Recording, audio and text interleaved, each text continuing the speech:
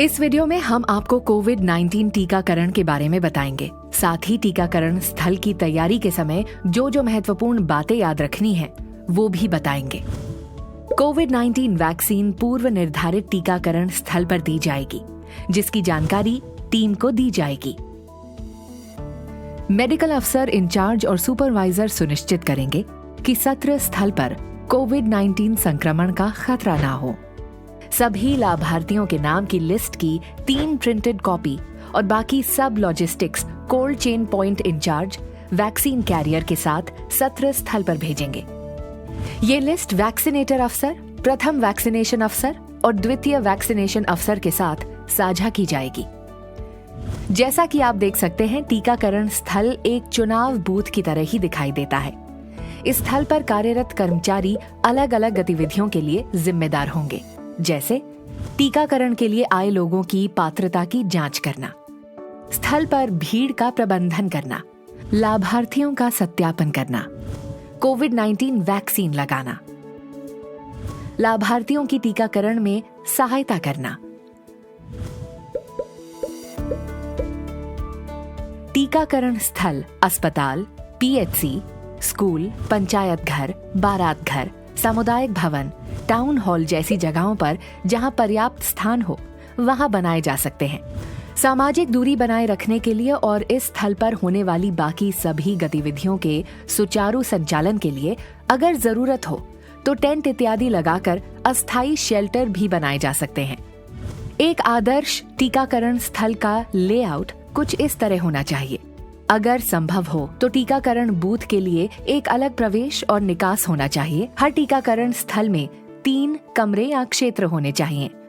पहला कमरा प्रतीक्षालय होगा, जहां लाभार्थी टीका लगवाने के लिए अपनी बारी का इंतजार करें। दूसरे कमरे का उपयोग टीकाकरण कक्ष के रूप में किया जाए, जहां टीकाकरण होगा। और तीसरा कमरा ऑब्जर्वेशन रूम होगा, जहां लाभार्थी टीकाकरण के बाद आधे घंटे तक रुकेंगे।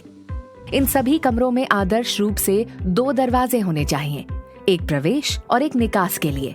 सुनिश्चित करें कि टीकाकरण स्थल पर लाभार्थी निर्धारित दिशा में चलें, एक दूसरे का रास्ता नहीं काटें। इसके लिए निर्धारित दिशा में तीर के निशान या पैरों के निशान इस तरह से लगाए जा सकते हैं। लोगों के बीच हर समय शारीरिक दूरी बनी रहे, ये सुनिश्चित करने के लिए 2 गज या 6 फीट की दूरी पर घेरे बनाएं। टीकाकरण स्थल के कमरे हवादार होने चाहिए, जिसके लिए कमरों की खिड़कियां खुली रखें। टीकाकरण स्थल बनाते समय आपको ये भी सुनिश्चित करना चाहिए कि प्रवेश द्वार पर हाथ धोने की सुविधा हो। प्रतीक्षालय और ऑब्जर्वेशन रूम में लाभार्थियों और वैक्सीनेशन ऑफिसर्स के लिए 2 गज या 6 फीट की दूरी पर बैठने की उचित व्यवस्था हो। टीकाकरण कक्ष में एक समय पर केवल एक ही लाभार्थी अंदर जाए। लोगों को कोविड से बचाव की जानकारी देने के लिए पर्याप्त संख्या में सामग्री हो। आइए देखते हैं कि टीकाकरण कक्ष बनाते समय किन बातों पर ध्यान देने की जरूरत है। वैक्सीनेटर ऑफिसर व लाभार्थी के बैठने के लिए उचित व्यवस्था के अलावा आपको सुनिश्चित करना है कि ये सभी वस्तुएं टीकाकरण कक्ष में उपलब्ध हों। 4 कंडीशन्ड आइस पैक के साथ वैक्सीन कैरियर और पर्याप्त वैक्सीन।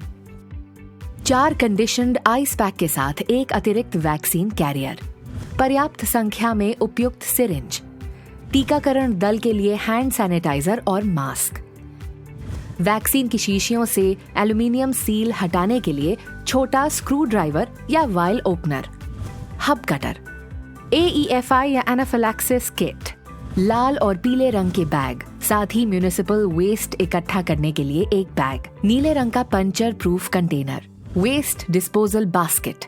टीकाकरण स्थल के भीतर आने वाले लोगों की संख्या को सीमित करना बहुत ही महत्वपूर्ण है। ऐसे में प्रतीक्षालय में भीड़ भाड़ से बचने के लिए आप ये सब कदम उठाएं। केवल उस दिन के लिए पंजीकृत लाभार्थियों को भीतर आने दें। स्वास्थ्य केंद्र या टीकाकरण स्थल पर हर समय शारीरिक दूरी का पालन सुनिश्चित करें। यदि टीकाकरण सत्र स्वास्थ्य केंद्र में आयोजित किया गया है तो टीकाकरण कक्ष को वार्ड अथवा OPD से कुछ दूर हटकर बनाएं। संक्षेप में, एक टीकाकरण स्थल पर ये सभी बातें सुनिश्चित करें। बैठने के लिए पर्याप्त जगह, अगर संभव हो तो दिव्यांग जनों के लिए जरूरी इंतजाम करें। पर्याप्त मात्रा में पीने का पानी, हैंड सैनिटाइजर और हाथ धोने की व्यवस्था, पर्याप्त मात्रा में टीकाकरण सामग्री, शौचालय की व्यवस्था। इन सभी महत्वपूर्ण दिशा निर्देशों का पालन करके हम ये सुनिश्चित कर सकते हैं कि सभी टीकाकरण स्थल सुचारू रूप से चलें और वैक्सीनेटर और लाभार्थियों को कोविड संक्रमण का खतरा कम से कम हो।